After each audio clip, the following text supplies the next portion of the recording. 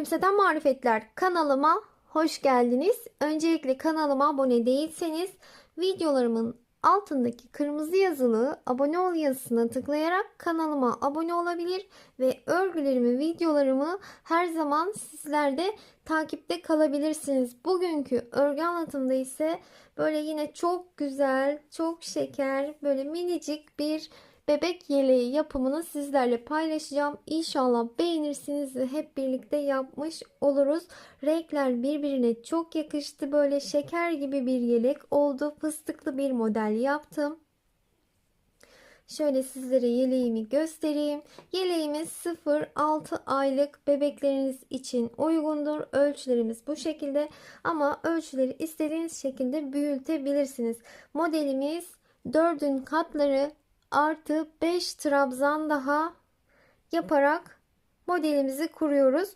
Ben toplam 96 trabzan yaptım. Artı 5 trabzan daha ekledim ve 101 trabzan üzerine bu şekilde modelimizi kurdum. Ve böyle ilerledim. İki renk kullandım. Sizler tek renkte kullanabilirsiniz. İplerimiz bu şekilde. İplerimiz bebe yünü. İnceliğini şöyle sizlere göstereyim. Tığ olarak 2 numara 1.75 mm tığ kullandım. Yeleğimiz böyle tek seferde örülüyor. Koltuk altlarından ve yaka kesimini yaptıktan sonra şu omuz kısımlarından tığla birleştiriyoruz ve yeleğimizi bitirmiş oluyoruz. Hiçbir yerinde dikişimiz yok. Çok güzel bir yelek ve çok da hemen kolayca örülebilecek bir model.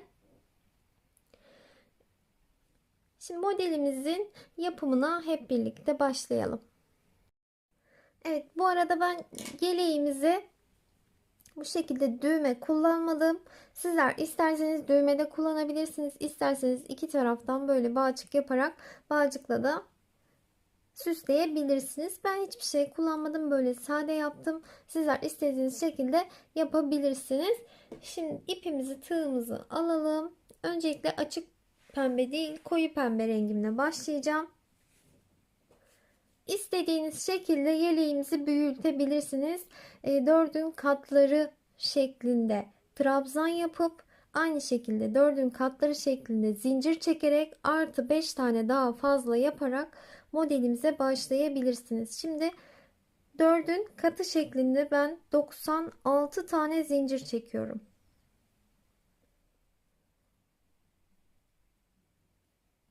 Şimdi 96 tane zincir çekelim.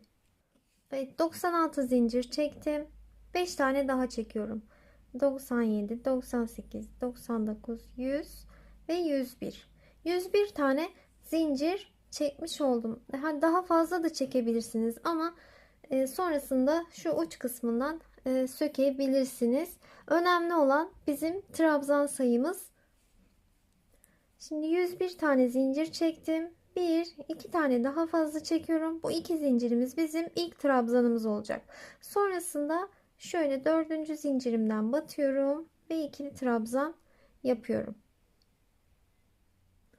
Sonrasında sırasıyla şöyle zincirlerimi batarak ilerliyorum. Bakın, battım, ikili trabzan yaptım. Tığımın üzerine aldım. Sıradaki zincirime battım. İkili trabzan yaptım. Tığımın üzerine aldım. Sıradaki zincirime battım. İkili trabzan yaptım. Bu şekilde toplam 101 tane ikili trabzan yapalım. Evet, bakın böyle zincirimizin üzerine 101 tane trabzanımızı yaptık. İstediğiniz şekilde büyütebilirsiniz yelek modelimizi. 4'ün katları şeklinde trabzan yapacaksınız. Artı sonrasında 5 trabzan daha ekledikten sonra modelimiz tam denk geliyor. Şimdi yeleklerimizin, örgülerimizin ölçüleri elimizin sıkılığına, gevşekliğine, tığımıza, ipimize göre değişebilir. O yüzden tam ölçü ayarlayabilmek için kullanılan herhangi bir yeleğe göre böyle ölçerek ölçü alabilirsiniz. Şimdi 3 zincir çekelim ve geriye dönelim. Sonrasında sıradaki trabzana batalım. İkili trabzan yapalım. Bir sonrakine batalım ve ikili trabzan yapalım. 3 tane bakın kenar trabzanımız olmuş oldu. Evet bakın böyle 1, 2, 3 tane kenar trabzanı yapmış oldum. Ve şimdi modelime başlıyorum.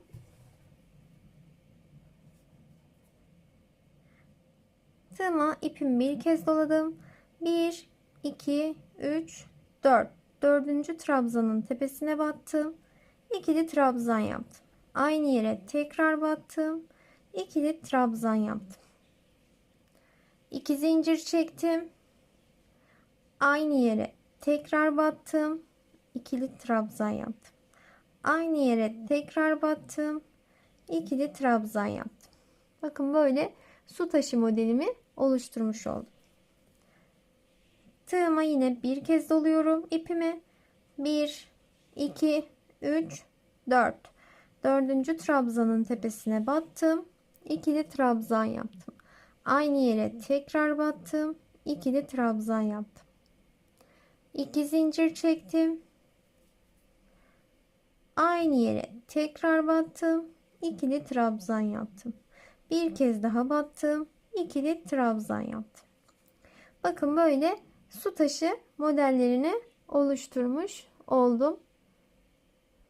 Bu şekilde sıra sonuna kadar ilerleyelim.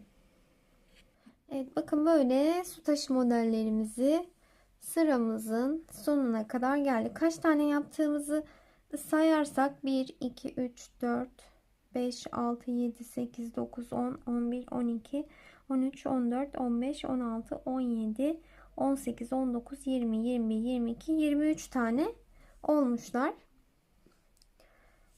Şimdi yine en son 1, 2, 3, 4. trabzanın tepesine ikili trabzan yaptım. Bir sonrakine ikili trabzan yaptım ve en sonuncuya batıyorum. Kenardaki kenar trabzanlarımı yaptım. 3 tane bu kenarda kenar trabzanımız var. 3 tane de bu kenarda kenar trabzanımız var. Yine 3 zincirle bir üst sıraya çıkıyoruz ve yine kenar trabzanlarımızı yapıyoruz.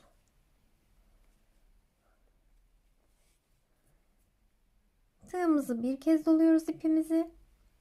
Su taşı modelinin bakın 2 zincirli yuvasına girdim. İkili trabzan yaptım. Aynı yere tekrar battım. İkili trabzan yaptım. Yine 2 zincir çektim. Aynı yuvaya battım. İkili trabzan yaptım. Tekrar ikili trabzan yaptım. Bakın su taşı modelinin içine battım. Tekrar su taşı modelimi yaptım. Bir kez daha tekrar edelim. Aralarda hiç zincir falan yok. Direkt su taşı modelinin içine geçtim. İkili trabzan. Bakın 2 tane yaptım. 2 zincir. Aynı yere battım. 2 tane daha ikili trabzan yapıyorum. Bakın su taşı modelini yine oluşturmuş oldum. Bu şekilde yine sıramızı tamamlayalım. Sıra sonuna kadar gelelim. Evet bakın bu şekilde 2 sıra su taşı modelimi yaptım. Bakın böyle çok güzel bir model oldu. İsterseniz bu şekilde de ilerleyebilirsiniz. Şimdiden fıstık yapacağım. Böyle de su taşı modelinden de bir yelek yapabilirsiniz. Bir videoda 2 model öğrenmiş oluyoruz. Şimdi sırayı tamamladım. Kenar trabzanlarımı yaptım. Şimdi fıstıklarımın yapımına geçeceğim. 1, 2, 3 zincir çektim. Tığıma ipimi bir kez doladım. Su taşı modelinin içine battım. 1 doladım, battım. 2 doladım, battım. 3 doladım, battım. 4 doladım, battım. 5 defa da dolayıp battım. Bakın fıstığımı yaptım, kapattım. Şöyle fıstığımı oluşturdum. 1 2 3 zincir çektim. Tığıma ipimi bir kez doladım ve su taşı modelinin içine battım. 1 battım, 2 doladım, battım, 3 4 5. Ben bu şekilde yani 5 defa da dolayıp battığım fıstıklarımı yaptım. Sizler 6 7 de yapabilirsiniz ya da 3 4 de yapabilirsiniz. Ben böyle biraz dolgulu yaptım fıstıklarımı. Bir kez daha tekrar edelim. Fıstık aralarına üçer zincir çekiyorum. Tığıma ipimi bir kez doladım. Su taşı modelinin içine battım. 1, 2, 3, 4, 5. 5 defa da dolayıp battım. Fıstığımı yaptım ve kapattım. 1, 2, 3 zincir çektim. Bakın bu şekilde yapmış olduk. Böyle ilerleyelim. Sıra sonuna kadar gelelim. Evet, bakın böyle fıstıklı sıramı tamamladım. Su taşı modellerimin üzerlerine fıstıklarımı yaptım. Sizler aynı renk devam edecekseniz ipinizi koparmadan devam edebilirsiniz. Şimdi ben farklı renge geçiyorum. Açık pembe rengime ipimi burada koparttım ve yine baştaki trabzanın tepesine batarak başlıyorum. 3 zincir çektim ve kenar trabzanlarımı yapıyorum. Kenar trabzanlarımı yaptım. Tığımın üzerine bir kez doladım ipimi ve tam fıstığın tepesine battım. İkili trabzan yaptım. Aynı yere tekrar battım. İkili trabzan yaptım. 2 zincir çektim. Tığımı ipimi doladım. Fıstığın üzerine battım. Yine aynı yere batıyorum. 2 tane ikili trabzan yaptım. Yani alttaki su taşı modelimi tekrar bakın birinci sırasını yapıyorum modelimin. Modelimiz bu 1, 2, 3 sıranın tekrarı şeklinde ilerleyecek. Şimdi ilk sırayı yapıyorum. Açık pembe rengimle su taşı modelimi oluşturdum. İpimi tığıma doladım. Bir sonraki fıstığın tepesine battım. Aynı yere battım. 2 tane ikili trabzan yaptım. 2 zincir çektim. Aynı yere tekrar battım. 2 tane ikili trabzan yaptım. Yine su taşı modelimi oluşturmuş oldum. Bakın böyle. Bir sonraki fıstığın tepesine geçiyorum. Hiç aralarda zincir yok. 2 tane ikili trabzan battım. 2 zincir çektim. Aynı yere yine 2 tane ikili trabzan battım.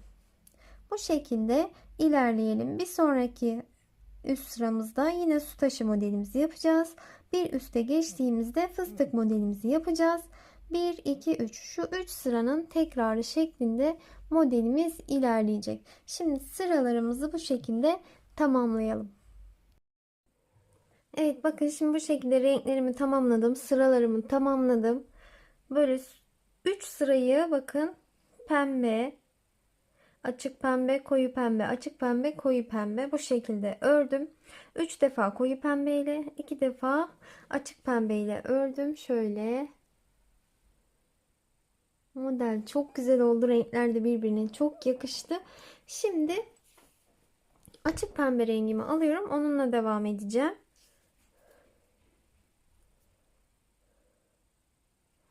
Artık modelimizi bırakacağız. Burada bitirmiştim. İpimi burada kesmiştim. Yine buradan başlıyorum.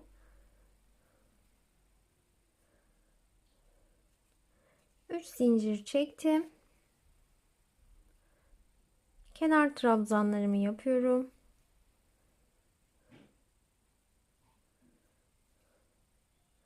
Sonrasında 3 zincirli yuvaya 3 tane ikili trabzan yapıyorum.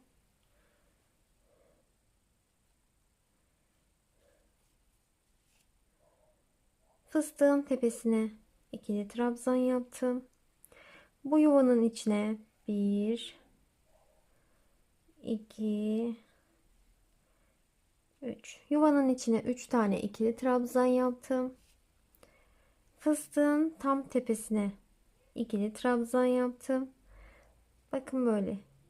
Şu 3 zincirli yuvaya 3 tane ikili trabzan, fıstığın tepesine bir tane ikili trabzan yapacağız. Bu şekilde böyle sırayı tamamlayalım. Evet, bakın bu şekilde son kısma kadar ikili trabzan olarak geldim. Şimdi buradan bir sıra daha döneceğim. İkili trabzan yapacağım tekrardan.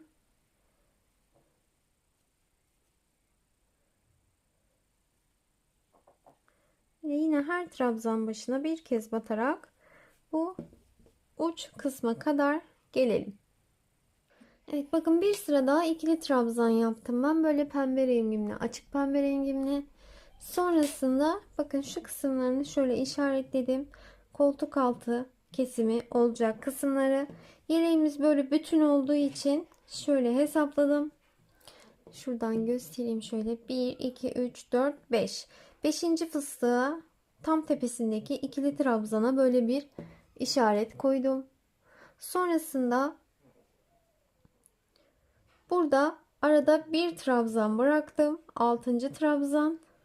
7. trabzana böyle bir 7. fıstığa böyle bir işaret koydum. Tam tepesindeki ikili trabzana. Bakın şöyle. Sonrasında 1, 2, 3, 4, 5, 6, 7, 8, 9 tane fıstık. Bakın böyle arada. Yine buradan baştan saydığımızda 1, 2, 3, 4, 5. fıstığın tepesindeki ikili trabzana işaret koydum. 6 ve 7. fıstığın tepesindeki ikili trabzana işaret koydum. Bu şekilde tam eşitlemiş oldum ön ve arka kısmını. Arka kısmı önlerin 2 katından bir fıstık fazla oldu. Evet, şimdi bu kısmını önce yapacağız. Sonra arka kısmı, sonra diğer yanı ya da iki yanı önce yapıp sonra arka kısmını da örebiliriz. Artık bundan sonra ayrı ayrı öreceğiz. Çünkü koltuk altı ve yaka kesimlerini yapacağız. Şimdi önce bu taraftaki yanı örüyoruz. Şimdi böyle ikili trabzanlarımızı yapalım. Önce koltuk altını keseceğiz. Bir iki sıra sonra yaka kesimini yapacağım ben. Şimdi böyle ikili trabzan olarak işaretlediğim yere kadar geleceğim. Şu işaret koyduğum trabzanın da tam tepesine gelene kadar ikili trabzan yapalım. Evet, böyle ikili trabzanları bakın işaret koyduğum trabzanın yani şu fıstığın tam tepesine kadar yaptım. Şimdi buradan 3 zincir çekerek geri dönüyorum. Şöyle. Yine ikili trabzan olarak uç kısma kadar gideceğim. Böyle ikili trabzan olarak bu kısma kadar gelelim. Evet, bakın böyle iki sıra ikili trabzan olarak ördük. Şimdi bir sıra daha şu baş kısma kadar gelerek örelim. Evet, bakın böyle 1 2 3 sıra ördük. Şuradan itibaren 1 2 3 sıra bu şekilde ördük. İkili trabzan olarak şimdi buradan baştan 10 tane ikili trabzan kalana kadar şöyle ikili trabzan yapalım. Sondan 10 tanesini bırakacağız. Sonrasında geriye döneceğiz. Şimdi bu şekilde ilerleyelim. Evet, bakın böyle sondan 10 tane ikili trabzanın tepesine batmadan buradan geriye döneceğiz. Burası da bizim yaka kesimimiz olacak. Şimdi 3 zincir çektik ve geriye dönelim. Şimdi artık istediğimiz uzunluğa gelene kadar böyle git gel yaparak ikili trabzanlarımızı yapacağız. Ve bu kol kısmı istediğimiz uzunluğa geldiğinde ipimizi kopartarak arka kısmını ya da diğer yan kısmının yapımına geçeceğiz. Şimdi bu şekilde ilerleyelim. Sıralarımızı tamamlayalım. Evet, bakın bu kısmını tamamladım ben. Ve şuradan itibaren 1, 2, 3, 4, 5, 6, 7, 8, 9, 10. 10 sıra ördüm. Şöyle yaka kesiminden sonra 10 sıra git gel yaparak ördüm. Ve bu kısmını bitirmiş olduk. Şu ön kısmını bitirdik. Sonrasında bu kısmını da tamamladım ben. Bakın yine aynı şekilde yaptım. 1, 2, 3 sıra git gel yaparak ördüm. Şu koltuk altı kesiminden sonra. Sonrasında yine burada 10 sıra git gel yaparak ördüm bu şekilde. Aynısını yaptım. Yine buradan 10 tane ilmeğime 10 tane trabzanıma batmadım. Burayı kestim. Böyle devam ettim. Burası bizim yaka kesimimiz. Şu şekilde. Şimdi yeleğimizin arka kısmını örmeye geçeceğiz. Yine açık pembe rengimi alıyorum. Bakın işaretli kısımlarımda şöyle ikinci işaretimiz var. Bakın böyle arada bir fıstık bıraktık. İkinci işaretimizin denk geldiği trabzanın tam tepesine şöyle batalım. Bakın böyle 3 zincir çekelim ve trabzan tepelerine batarak ilerleyelim. Şöyle bakın, burası bizim böyle koltuk altı kesimi için ayırdığımız trabzanlarımız. Şimdi buradan ikili trabzan yaparak işaret koyduğumuz şu kısma kadar gelelim. Evet, bakın buradan başladım işaretli kısımdan. Diğer işaretli kısma kadar ikili trabzanlarımı yaptım. Şimdi buradan böyle git gel yaparak sıralarımı tamamlayacağım. Şöyle baştan burada 10, burada da 3 sıramız vardı. Toplam 13 sıra böyle git gel yaparak örelim ve yeleğimizin arka kısmını da bitirmiş olalım. Evet, bakın böyle arka kısmını da yeleğimizin bitirmiş olduk. Toplamda 1, 2, 3, 4, 5, 6, 7, 8, 9, 10, 11, 12, 13 sıra örmüş olduk. Şimdi ipimi burada kopartmadım. Şimdi yeleğimizin şöyle bakın, burası düz tarafı, şöyle burası ters, burası da ters tarafı.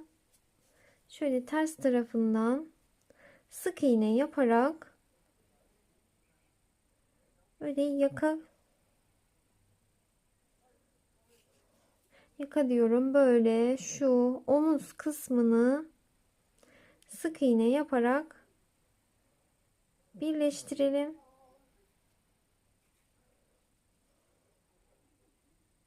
Şöyle trabzan başlarına karşılıklı batarak ilerleyelim.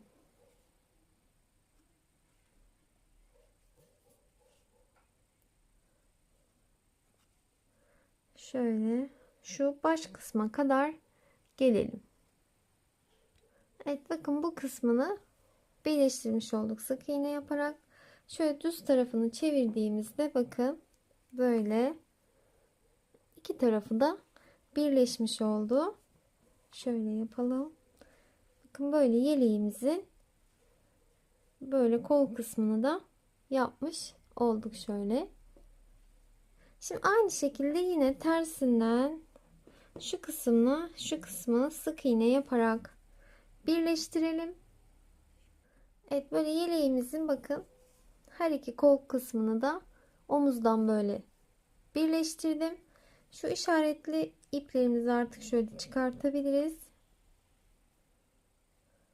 Yeleğimizi bitirmiş olduk. Şimdi kenar oyasının yapımına geçelim. İster koyu pembeyle ister böyle açık pembeyle kenar oyasına gidebilirsiniz. Ben şimdi açık pembeyle gideceğim. Şöyle ipimi aldım. Şu kol kısımlarından göstereyim. Herhangi bir yerden battım.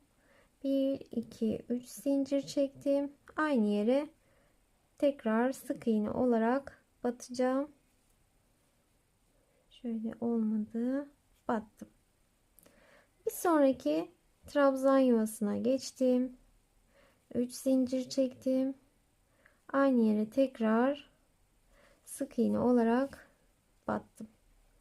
Bir sonraki şöyle bakın trabzan yuvasına geçtim sık iğne olarak. 1, 2, 3 zincir çektim.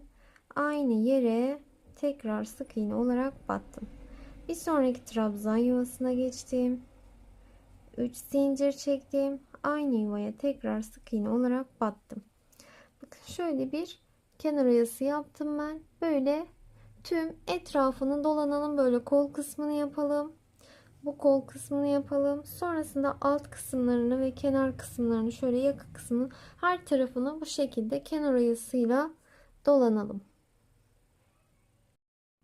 Evet, yelek modelimizin kenar oyasını da tamamladım ben şu kol kısmına, bu kol kısmına ve sonrasında böyle aşağıdan başladım. Böyle tüm etrafını kenar oyasıyla dolandım ve yeleğimizi bitirmiş olduk. İsterseniz sizler düğmede kullanabilirsiniz. İsterseniz iki kenarından bağcık da yapabilirsiniz. Böyle fıstık çiçekli çok güzel olacaktır. Bu şekilde yeleğimizi tamamlamış olduk. İnşallah sizler de beğenirsiniz ve hep birlikte yapmış oluruz. Bir sonraki videolarımda görüşmek üzere. Hoşça kalın. Beğeni ve yorumlarınızı bekliyorum bu modelimiz içinde.